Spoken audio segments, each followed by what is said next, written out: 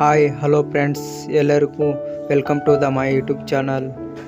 ಇವತ್ತಿನ ವಿಡಿಯೋದಲ್ಲಿ ದ್ವಿತೀಯ PUCಯ ಪದ್ಯ ಭಾಗದ ಮೊದಲನೆಯ ಪಾಠವಾದ ಕದಡಿದ ಸಳಿಲಂ ತಿಳಿಬಂದಿದೆ. ಈ ಪಾಠದ ಪ್ರಶ್ನೋತ್ತರಗಳನ್ನು ನೋಡೋಣ ಬನ್ನಿ. 1 ಅಂಕದ ಪ್ರಶ್ನೆಗಳು. ರಾವಣನ ಎದುರು ಪ್ರತ್ಯಕ್ಷವಾದ ದೇವತೆ ಯಾರು? ಉತ್ತರ ಬಹುರೂಪಿಣಿ ವಿದ್ಯಾದೇವತೆ. ಯಾರನ್ನು ಕೊಲ್ಲುವುದಿಲ್ಲವೆಂದು ವಿದ್ಯಾದೇವತೆ ಹೇಳಿತು? ಉತ್ತರ ರಾಮ ಲಕ್ಷ್ಮಣರನ್ನು ಕೊಲ್ಲುವುದಿಲ್ಲವೆಂದು ವಿದ್ಯಾದೇವತೆ ಹೇಳಿತು. ಮನತನುಜೆ ಎಂದರೆ ಯಾರು?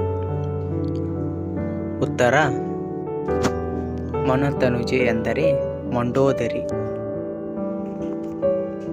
ಸೀತೆಯನ್ನು ರಾವಣ ಎಲ್ಲಿರಿಸಿದ್ದನು?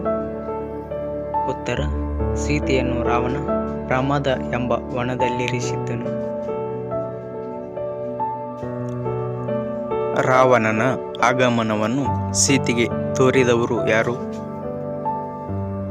ಉತ್ತರ ರಾವಣನ ಆಗಮನವನ್ನು ಸೀತೆಗೆ ರಾಕ್ಷಸ ಸ್ತ್ರೀಯರು ತೋರಿಸಿದರು. ಸೀತೆ ಯಾವುದನ್ನು ಹುಲ್ಲಿಗೆ ಸಮಾನವೆಂದು ಭಾವಿಸಿದಳು? ಉತ್ತರ ರಾವಣನ ರೂಪವನ್ನು ಹುಲ್ಲಿಗೆ ಸಮಾನವೆಂದು ಸೀತೆ ಭಾವಿಸಿದಳು. ಸೀತೆ ರಾವಣನನ್ನು ಏನೆಂದು ಬೇಡಿಕೊಂಡಳು? ಉತ್ತರ ಸೀತೆ ರಾವಣನನ್ನು ನೀನು ನನಗೆ ಕರುಣಿಸುವುದಾದರೆ ರಾಮನ ಆಯಸ್ಸಿನವರೆಗೂ ಹೋಗದಿರು, ಅಂದರೆ ಕೊಲ್ಲದಿರು ಎಂದು ಬೇಡಿಕೊಂಡಳು.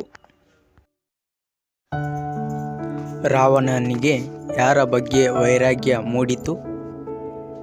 ಉತ್ತರ ರಾವಣನಿಗೆ ಸೀತೆಯ ಬಗ್ಗೆ ವೈರಾಗ್ಯ ಮೂಡಿತು. ವಿಭೀಷಣ ಯಾರು? ಉತ್ತರ ವಿಭೀಷಣ ರಾವಣನ ತಮ್ಮ. ಸೌಮಿತ್ರೆ ಎಂದರೆ ಯಾರು? ಉತ್ತರ ಸೌಮಿತ್ರೆ ಎಂದರೆ ಸುಮಿತ್ರೆಯ ಮಗ ಲಕ್ಷ್ಮಣ. 2 ಅಂಕದ ಪ್ರಶ್ನೆಗಳು. ಬಹುರೂಪಿಣಿ ವಿದ್ಯೆಯು ರಾವಣನಿಗೆ ಏನೆಂದು ಆಶ್ವಾಸನೆ ಇತ್ತಿತು?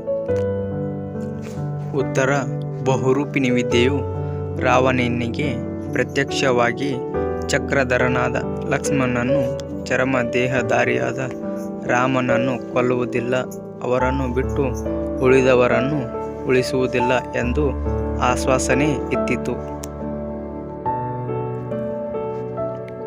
ರಾವಣ ತನ್ನ ಅಂತಃಪುರದ ಸ್ತ್ರೀಯರನ್ನು ಹೇಗೆ ಸಂತೈಸಿದನು? ಉತ್ತರ ರಾವಣ ತನ್ನ ಅಂತಃಪುರದ ಸ್ತ್ರೀಯರನ್ನು ನಿಮಗೆ ಇಷ್ಟೊಂದು ಅಪಮಾನ ಮಾಡಿದ ಅಂಗದಾದಿಗಳನ್ನು ಹುಬ್ಬು ಗಂಟಿಕ್ಕುವಷ್ಟರಲ್ಲಿ, ಅಂದರೆ ಕ್ಷಣಾರ್ಧದಲ್ಲಿ ಸೆರೆ ಹಿಡಿದು ತಂದು ನಿಮ್ಮ ಮುಂದೆ ಬಹುವಿಧವಾಗಿ ಅಪಮಾನಗೊಳಿಸುತ್ತೇನೆ ಎಂದು ಸಂತೈಸಿದನು. ಸೀತೆಯ ತಲ್ಲಣಕ್ಕೆ ಕಾರಣವೇನು? ಉತ್ತರ ಸೀತೆಯ ಮುಖ ಕಮಲವನ್ನು ನೋಡಲೆಂದು ರಾವಣ ಪ್ರಮದವನಕ್ಕೆ ಬರುತ್ತಾನೆ. ಹೀಗೆ ಬರುವಾಗ ಆತ ರಾಮ ಲಕ್ಷ್ಮಣರ ಬಗ್ಗೆ ಯಾವಾಗ, ಅಂದರೆ ಏನು ಕೆಟ್ಟ ವಾರ್ತೆಯನ್ನು ಕೇಳುವೆನೋ, ಸೀತೆ ಇನ್ನೆಂದು ನನಗೆ ಒಲಿಯುವಳೋ ಎನ್ನುತ್ತಾ ಬರುತ್ತಾನೆ. ರಾವಣನ ಈ ಮಾತೇ ಸೀತೆಯ ತಲ್ಲಣಕ್ಕೆ ಕಾರಣವಾಗುತ್ತದೆ. ರಾವಣನು ಸೊಕ್ಕಿನಿಂದ ಸೀತೆಯನ್ನುದ್ದೇಶಿಸಿ ಆಡಿದ ಮಾತುಗಳವವು?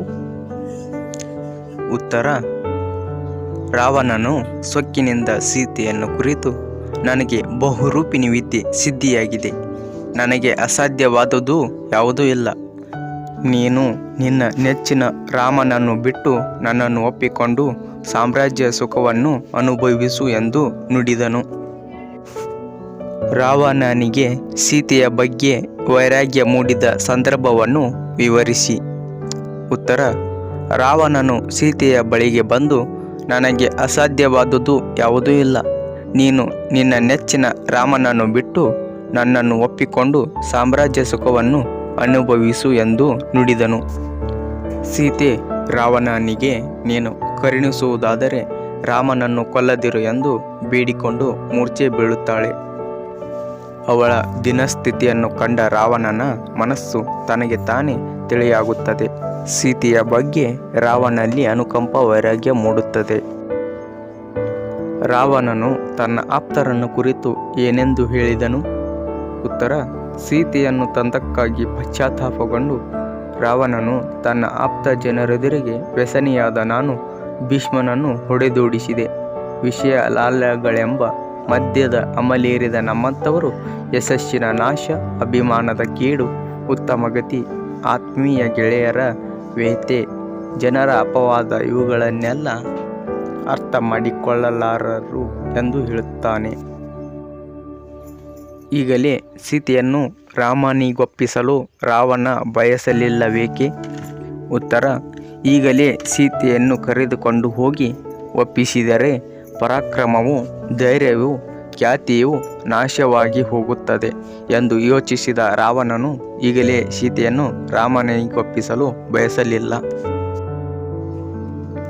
ರಾವಣನು ಅಂತಿಮವಾಗಿ ಯಾವ ನಿರ್ಧಾರಕ್ಕೆ ಬರುತ್ತಾನೆ? ಉತ್ತರ: ರಾವಣನು ಸೀತೆಯನ್ನು ಈಗಲೇ ಕರೆದುಕೊಂಡು ಹೋಗಿ ಕೊಟ್ಟರೆ ನನ್ನ ಪರಾಕ್ರಮವು, ಖ್ಯಾತಿ ಎಲ್ಲ ನಾಶವಾಗಿ ಹೋಗುತ್ತದೆ.